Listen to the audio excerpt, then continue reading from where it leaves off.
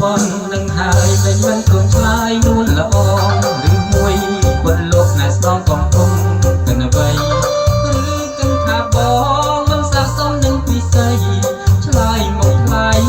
ដែលស្រីមិនព្រមវាចាដែលនៅឈរស្ងៀមនៅតែអំអៀនមិនស្ដីថាបងមកថ្លៃដែលស្រីមិនព្រមវាចាបើមិនបានអូនបងពិតជាសូនសង្ខាប្រាប់ចុះណាជីវ៉ាជាជីវិតមកមើលគេណោស្នេហ៍នោះសឹងតែមានគូនៅយូរនំតែលំបាក់ជីវ៉ាព្រមស្នេហ៍បងទៅបងត្រាស់ទ្រាំស្រួលថែរូបអូនរាល់ពេលយប់ជ្រៅស្រឡាញ់បងទៅបើអើយកុំនៅយូរពេកអស្ចារ្យជីវ៉ានាងព្រមស្នេហ៍ខ្ញុំហើយអរគុណណាស់អូនហើយដែលអូនព្រមស្នេហ៍រួមបង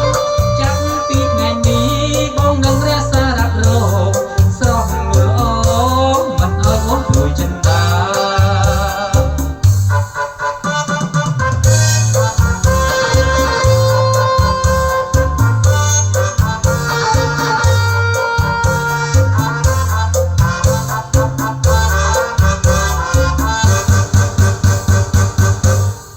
មើលគេណោ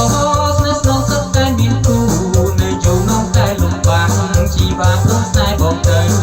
បងនឹងថ្នាក់ស្នំស្ងួនថែរូបអូនរាល់ពេលយប់ជ្រៅស្រឡាញ់បងទៅបើអើយកុំនៅយូរពេកអស្ចារ្យជីវ៉ានាងព្រមស្នេហ៍ខ្ញុំហើយ